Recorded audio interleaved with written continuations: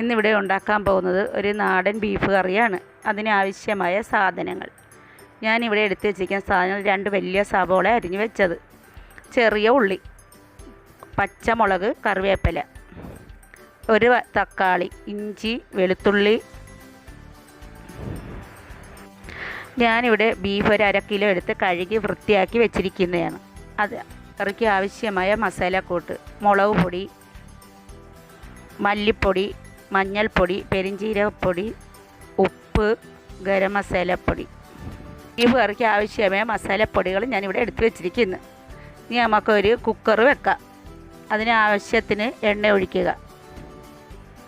Cooker ചൂടായതിന് ശേഷം നമ്മൾ എണ്ണ ഒഴിക്കുന്നു.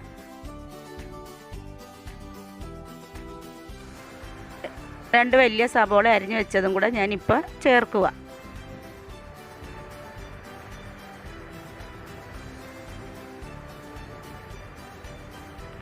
ചെറിയ ഉള്ളിയും കൂടെ ഇടുന്നു.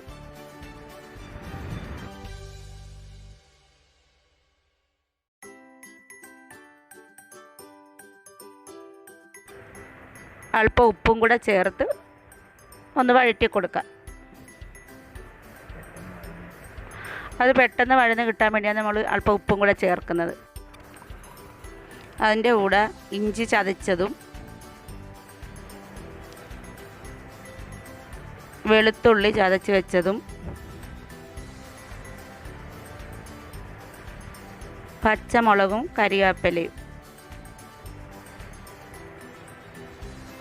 ഒരു തക്കാളി ഞാൻ അരിഞ്ഞ് വെച്ചിട്ടുണ്ടായിരുന്നു, അതും കൂടെ ഇതിൽ ചേർക്കുന്നു.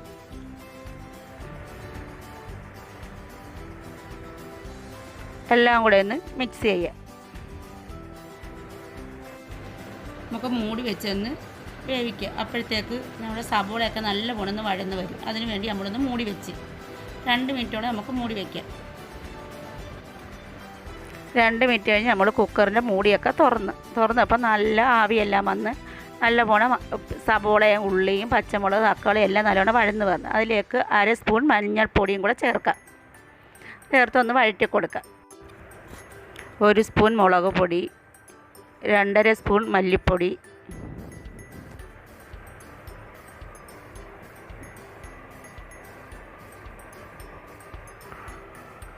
1/2 സ്പൂൺ പെരിഞ്ചീരകപ്പൊടി. എല്ലാം കൂടെ ചേർത്തൊന്ന് മിക്സ് ചെയ്യുക. നല്ലതുപോലെ അതിൻ്റെ പച്ചമണം മാറുന്നത് വരെ ഒന്ന് മിക്സ് ചെയ്ത് കൊടുക്കുക. മസാല എല്ലാം നല്ലവണ്ണം വഴന്നെല്ലാം വന്ന് എല്ലാം പച്ചമണമൊക്കെ മാറി. എന്നിട്ട് നമുക്ക് ബീഫും കൂടെ ചേർക്കാം. ബീഫെല്ലാം കൂടെ ചേർത്തതിന് ശേഷം നല്ലവണ്ണം ഇത് ഉപ്പും കൂടെ ചേർത്ത് മിക്സ് ചെയ്യുക. ആവശ്യാനുസരണം ഉപ്പ് ചേർക്കാം. നല്ലതുപോലെ ഒന്ന് മിക്സ് ചെയ്യുക. ഇതിലേക്ക് 1/2 സ്പൂൺ ഗരം മസാല പൊടിയും കൂടെ ചേർക്കാം.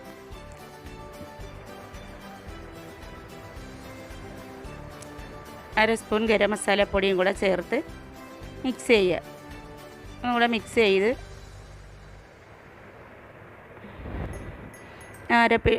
ഇറച്ചിയിലും എല്ലാം നല്ല പോണേന്ന് പിടിക്കാൻ വേണ്ടി നല്ല പോണേന്ന് മിക്സ് ചെയ്ത് കൊടുക്കുക.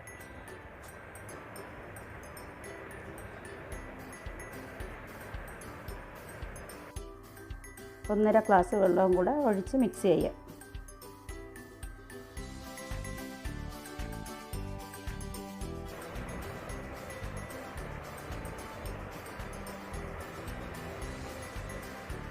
നല്ലതുപോലെ ഒന്ന് മിക്സ് ചെയ്ത് കൊടുത്ത് 8 വിസിൽ വരുന്നത് വരെ അടച്ച് വെച്ച് വേവിക്കുക. 8 വിസിലിന് ശേഷം നമുക്ക് തുറക്കാം. ആവിയെല്ലാം പോയി കഴിഞ്ഞ്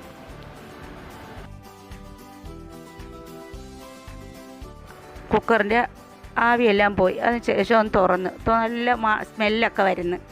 ബീഫ് കറി നല്ല ഒരു നാടൻ ബീഫ് കറിയാണ് ഞാനിവിടെ ഉണ്ടാക്കിയത്. അതൊരു ബൗളിലേക്ക് മാറ്റാം.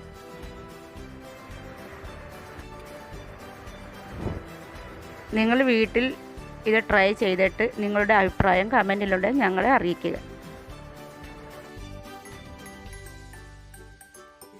നാടൻ ബീഫ് കറി ഇവിടെ റെഡിയായി.